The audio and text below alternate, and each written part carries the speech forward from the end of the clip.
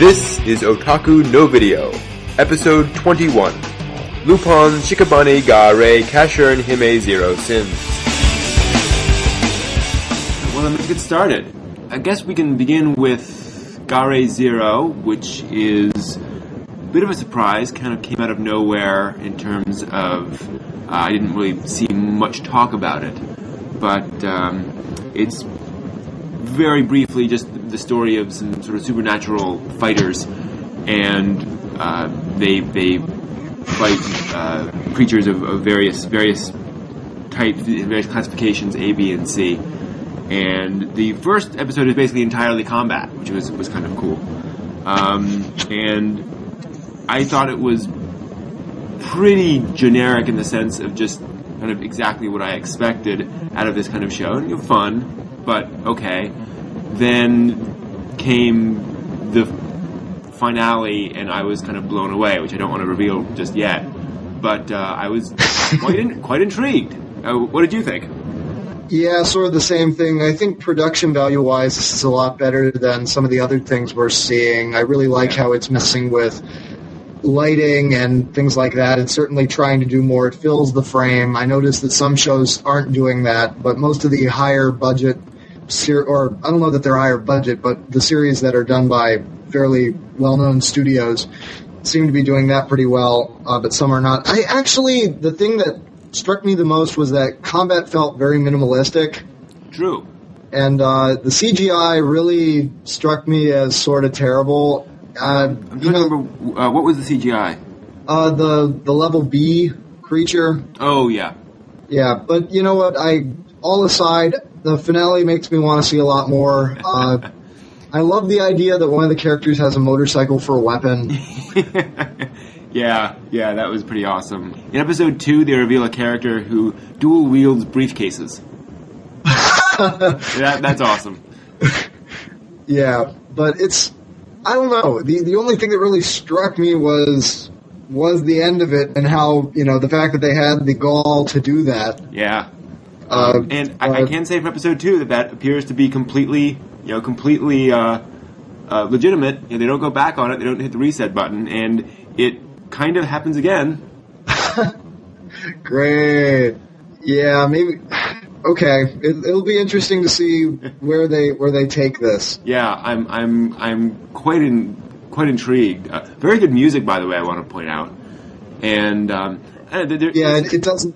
No, I was just gonna say it certainly feels like a higher production. It actually reminded me of Witch Hunter Robin's music.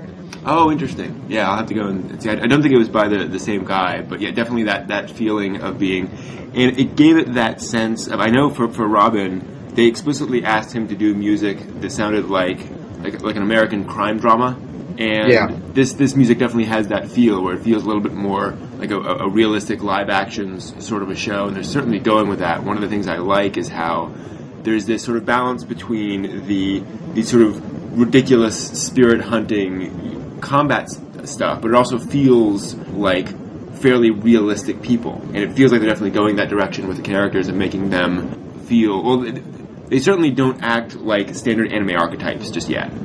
Yeah.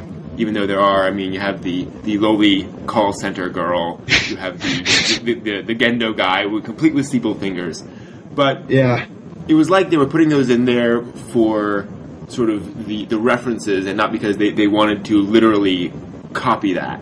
Yeah, certainly not. So yeah, that was quite interesting, and I'm definitely give them full credit for that. Now let's talk about something I had a rather different reaction to, Casshern Sins, which was very, very, I don't even want to say classic anime. Definitely is a redux, jumping back to sort of 70s style, ridiculous, melodramatic, post-apocalyptic, mecha stuff with human mecha combat and bashing things and ripping them apart. I guess my problem is it tripped the melodrama meter. It was just tried to be so horrible and melodramatic, and oh, the poor guy, and oh, he's so tortured, and oh, it's so sad, all is going on. Very over the top, and I can handle melodrama to a certain extent, and especially when it's fun melodrama, but this just felt like I guess for me, it was just too much melodrama too fast. Yeah, I don't know. I didn't have quite the same reaction. I mean, it definitely feels like it's being, pretentious and sort of, I don't know. It's very sad. The show is trying to act very sad for no reason at all, apparently. Well, and I think that was my problem, is that I never got a feeling of why I should care about Casshern or the world or anything else. It's just, suffering character right here, right now. Yeah. That is a little bit of a problem, but at the same time, I don't feel like it was over the top. I mean, it's the end of the world. It's sort of, that's probably the worst place you could possibly start for anything, so, but maybe it's just me. Actually it reminded me of what little I've seen of Fist of the North Star. Ah, yeah. Except with robots. Yeah, I'd agree with that, having, similar to you, seen just little bits and pieces here and there. I will give them full. I do want to point out, actually, the little girl character has a really good voice actress. Her lines and her delivery was just really excellent in terms of being both innocent but also just getting across a lot with her voice. And the voice acting in general was fine. I also want to give them credit for doing robot intestines.